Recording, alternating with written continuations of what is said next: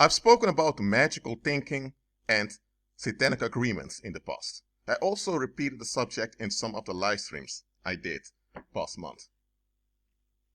In this video, I want to make a distinction between two types of conditioning. Conditioning is conditioning.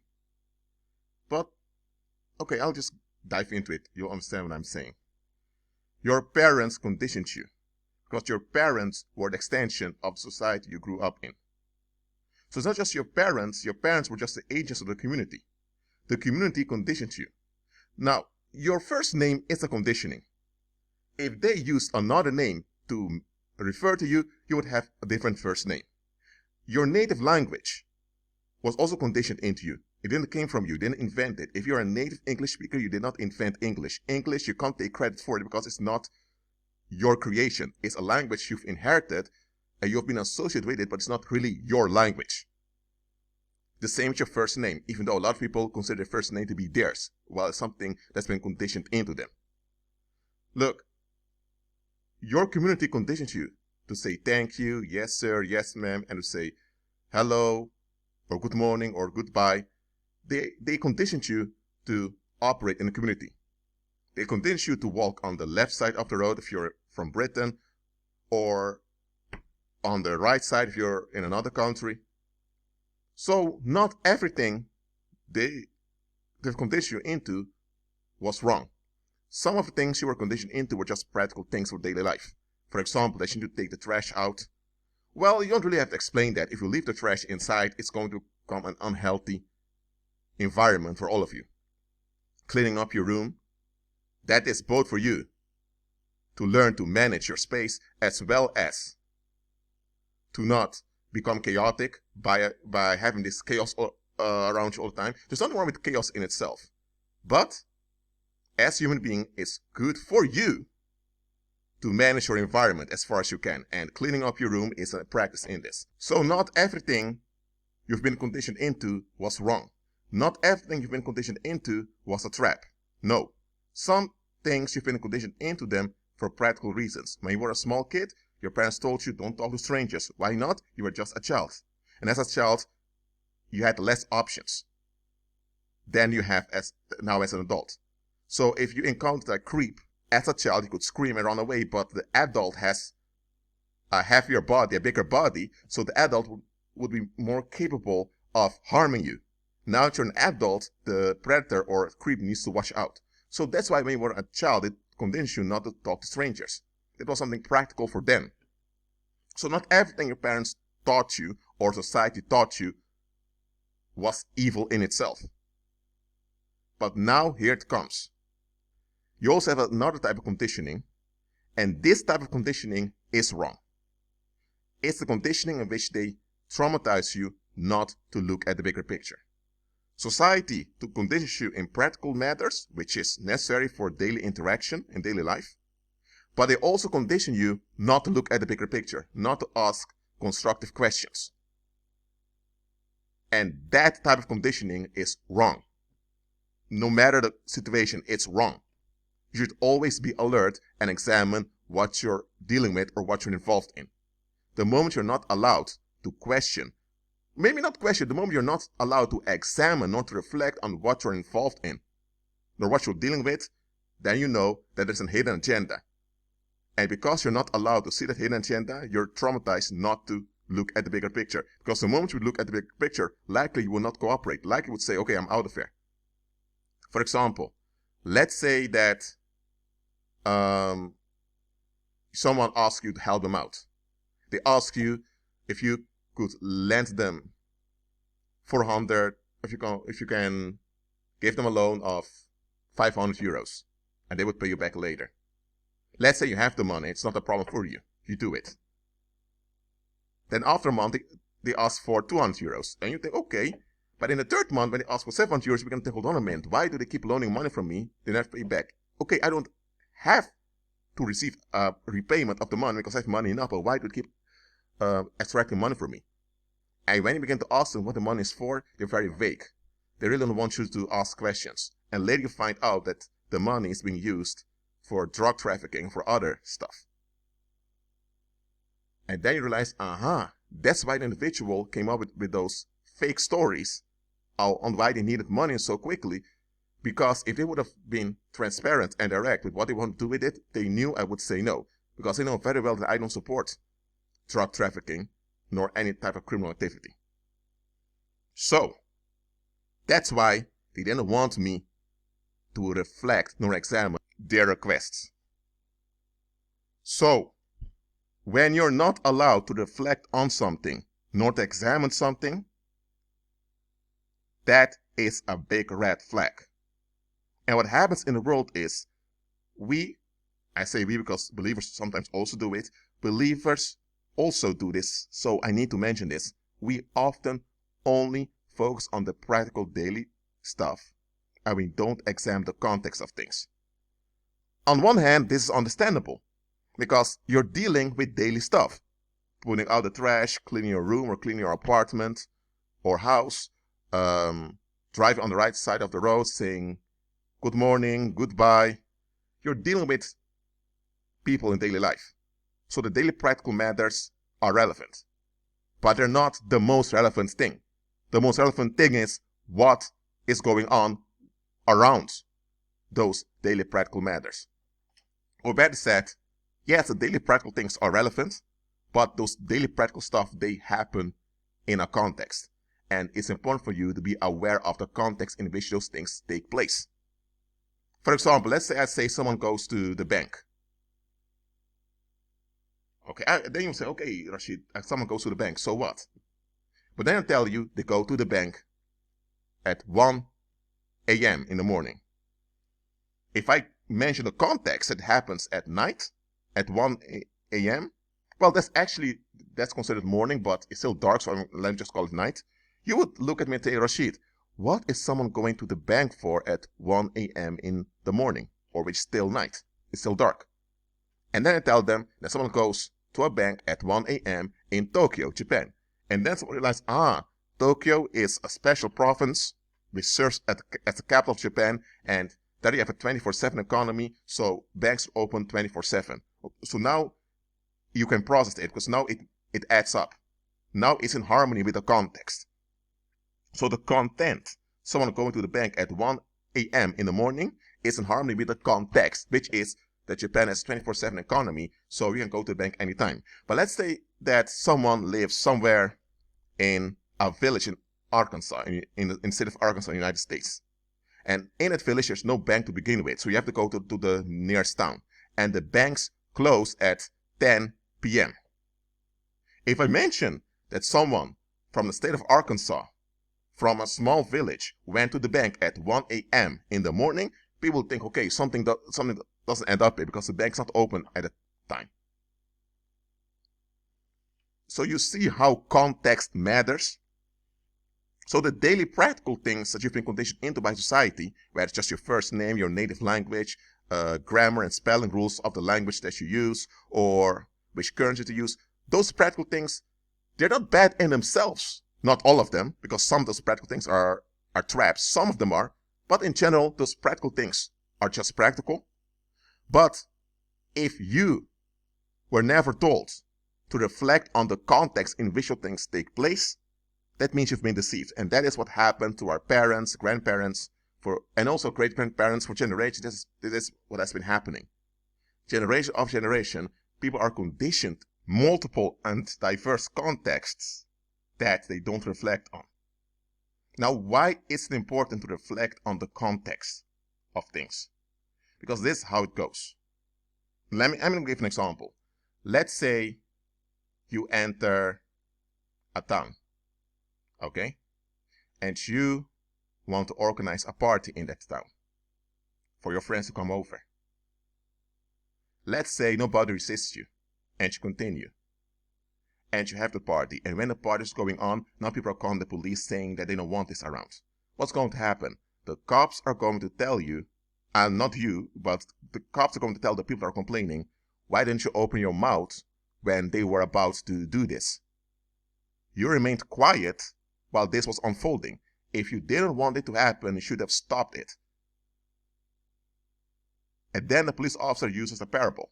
The police officer says, okay, if you have, if you have if you have a river that's flowing over and causing a flood, are you going to allow the flood to happen just like that, or are you going to build dikes? Or are you going to build a canal to regulate the stream of the river? You can't prevent that the river is going to overflow, but you can, as far as it depends on you, manage how the flow will affect you. Okay, now another example. Let's say someone has malicious intent. He just wants to dump his frustrations by stabbing people. Someone has lost it, and someone is heading towards you with a knife. Are you going to just stand there and allow the individual to come near and to be harmed or even killed? No. You're going to take, let's say, whenever you see someone heading towards you and you see the knife, your brain is already triggered. You know there is danger, and you do what's necessary to remove yourself from danger. Right? So it doesn't matter whether it's a dangerous situation or just a situation that you consider unpleasant. If you have issues with something or you oppose something, the world conditions you to open your mouth and to express your resistance, to take action. Right? Now look, just because you oppose something doesn't mean you're right. And that doesn't mean you have the right to oppose it. People think just because they're upset with something, they've issued something, or they're opposed something, means they have the right to take actions. No, that's not the case. Let me say, to think that you have the right to take action against something just because you are opposed to it or just because you have issues with it, that's narcissistic. Are you right? Are you correct? Can you defend your position? Is your position in line with Christ? If none of those can be confirmed, then you should forfeit your opposition. And why are you opposed? Are you opposed out of a selfish, self-centered reason? That's narcissistic. Or are you opposed because you consider the safety of both yourself and the community? People can oppose things for various reasons, but are those reasons correct? Can those reasons be defended? But the world at least has the practical lesson that if you remain silent, that means that you agree with what's going on. Now, this is not always correct. Sometimes you don't open your mouth because you know that opening your mouth will trigger violence against you. So you just cope with what's going on until you can leave the situation. So just because you don't open your mouth and oppose something openly doesn't mean you agree with something. Nevertheless, because there is no opposition, something can continue unhindered. And I'm not confirming this teaching that you need to oppose things that you are against because you are opposed. What I'm teaching is be wise as a serpent. If you oppose something, examine why you are opposed to it. If you can't account for your opposition, that means you need to repent and you need to forfeit whatever expectation you're holding on to, because people only oppose things that go against their expectations. So if you have expectations that don't add up, repent. That's how simple it is. And if something should be opposed because it's dangerous to the community or it will bring long-term harm, then don't just go out and fight against it. Examine the situation, reflect on the context, and do what you can in line with Christ to counter what's happening. That's what you ought to do. In any case, you undertake constructive action. The world tells you to act out, to attack when something, when the world tells you to attack and to fight when something doesn't go your way, or when something's about to happen that goes against your expectations. I'm not teaching you that. I'm teaching you to deal with things in a constructive way. And in order to deal with things in a constructive way or in a constructive manner, you need to know the context. A lot of people oppose things based on emotion, not on facts, and not on whether something contributes to the long-term well-being of the community or not.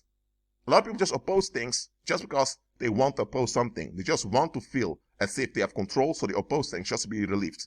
That's narcissistic, and such resistance will always backfire. So I'm not talking about that. I'm teaching you, as Christ does, that you need to take constructive action when you're dealing with things that don't line up with Christ. In the background of this video, you see a pen near a contract, or let me say this illustration that says contract on it. You see the signature, and there's this text in red, cancelled. So an agreement has been cancelled. Now, in the legal world, contracts can be cancelled if one of the conditions were not met. Now, every agreement needs to have a consent from those that are affected by it. Well, let me say it better because I don't want to get weird ideas here. If there is an agreement, there are people affected by that agreement.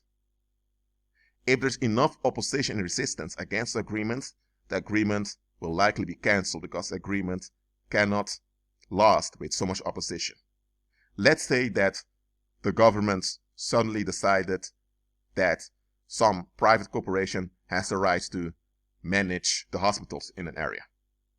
And now that private corporation increases the prices for patients. Now this is going to affect the population there. If the population remains silent, they're upset about it, but they don't take constructive actions against it, that situation will continue. People will not be able to go to the hospital. People will die because they won't get the medical treatment they need. If there is violent resistance, that violence will backfire on the community, but at least it has been shown that the population is not in agreement with it. And now the government as well as the private corporation need to justify what they're doing. And if the violence persists, they will have to forfeit that agreement and to return back to the old situation, to a better situation, because if the violence continues, nobody will benefit. And here's the thing.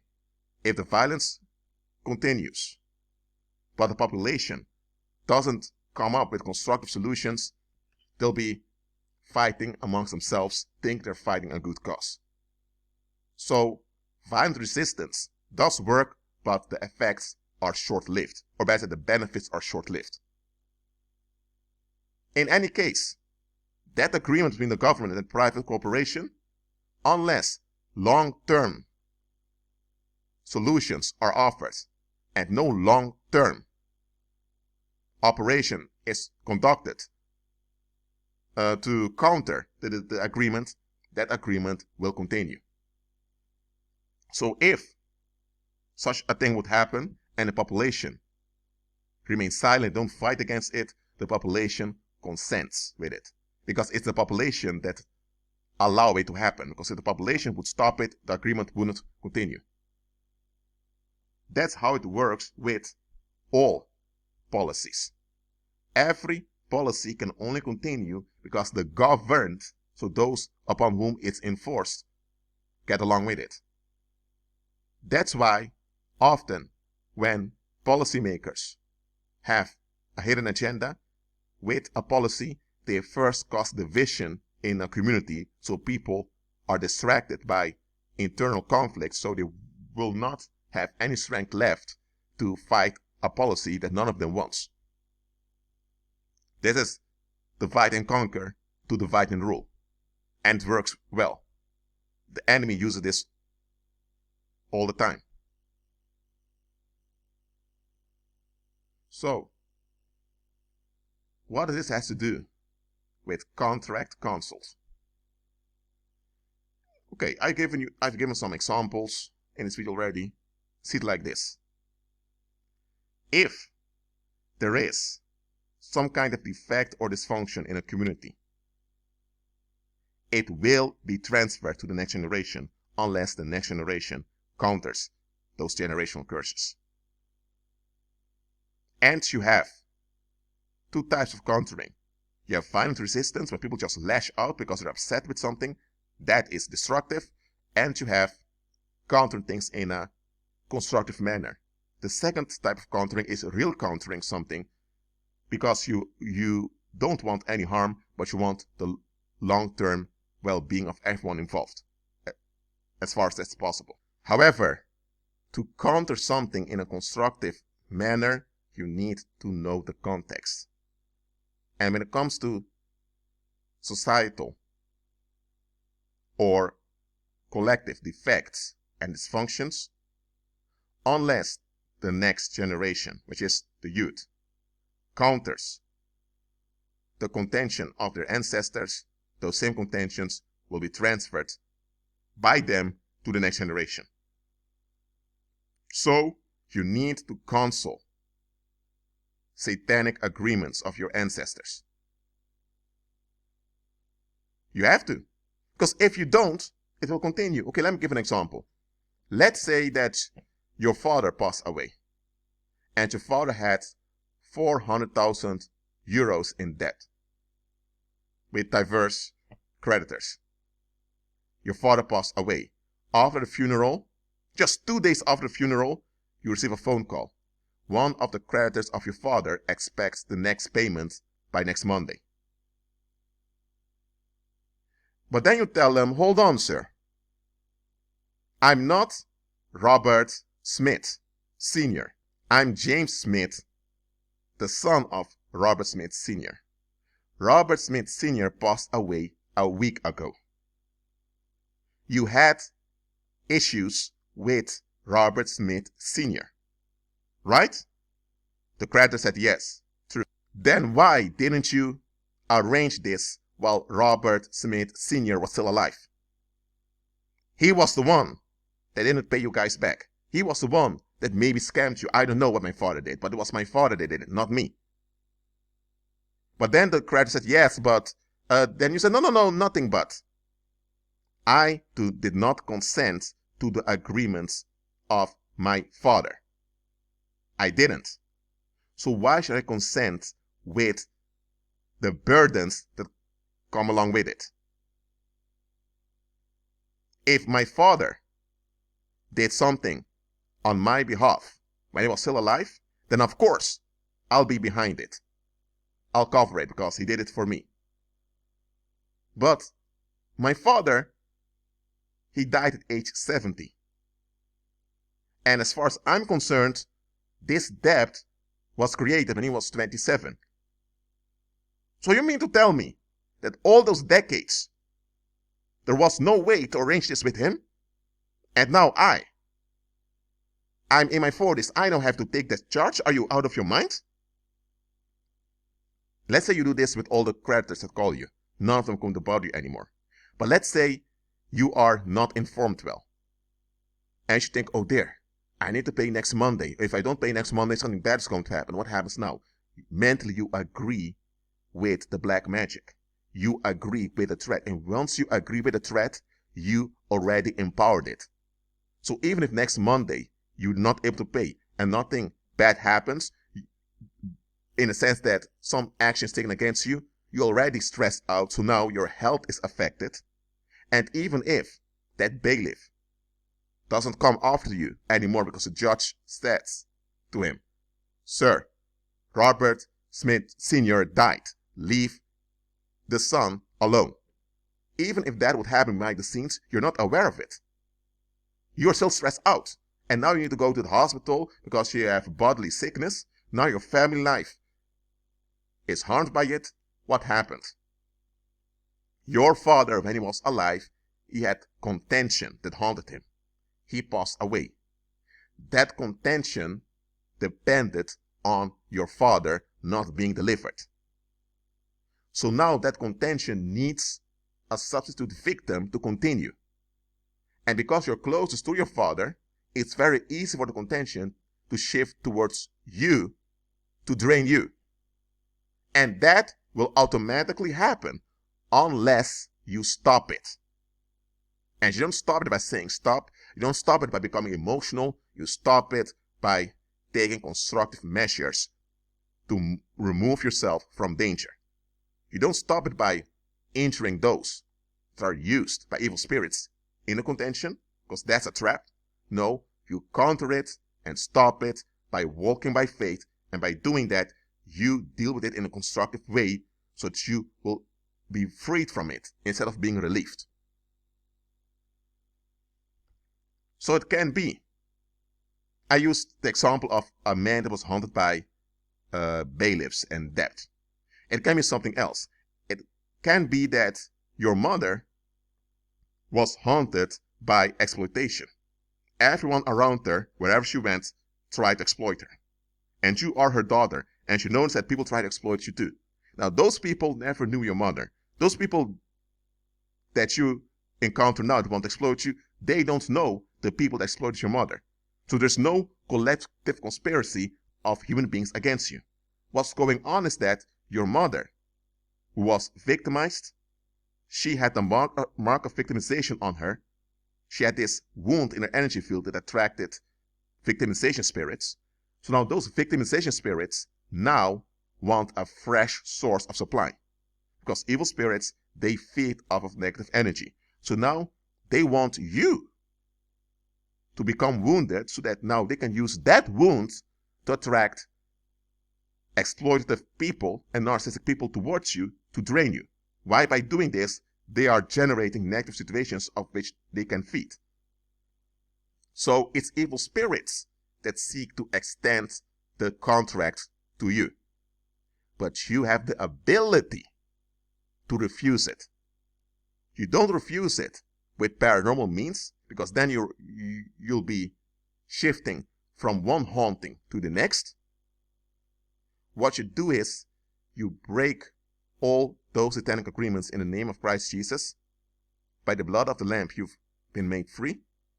And besides that, you take constructive action. So if you notice that people always tend to exploit you, they tend to exploit you, not you in finding an exploitation. They do it, and you know that they have open doors that evil spirits can use. Evil spirits can use them and they're not even aware of it. And the only reason evil spirits can use them is because they haven't processed things. That means they are in denial, they're in avoidance. So you realize, okay, so for me to hinder this haunting, I need to keep a distance from people that don't want deliverance. I need to keep a distance from people that don't want to face things. Because as long as I'm around people that don't want to face things, anytime evil spirits can trigger them to exploit me. And once they realize that they've been triggered to exploit me, they don't know who triggers them. They don't want to find out. They will blame me, and I'll be left with all the trash. So once you see the pattern, you take constructive actions against the pattern. That is how you do it. It's not just saying no that will do, because your no is not valuable at all. Your violent resistance is not valuable at all. Well, it is valuable for evil spirits because it generates negativity. Just saying no is not powerful. What is powerful and is when you operate in the power to nullify, overrule, and overcome all hauntings that will come after you. Because in this world, you're either haunted directly or evil spirits seek to haunt you. It's one of the two. So either you're haunted or a haunting comes after you. One of the two. So you cancel out a haunting by countering it. Anything else will only enable it or delay its detrimental effect on you. So, are there demonic contracts that you need to cancel? You didn't make those contracts. You didn't. However, they are affecting you. Cancel them. In Christ Jesus' mighty name, be at peace.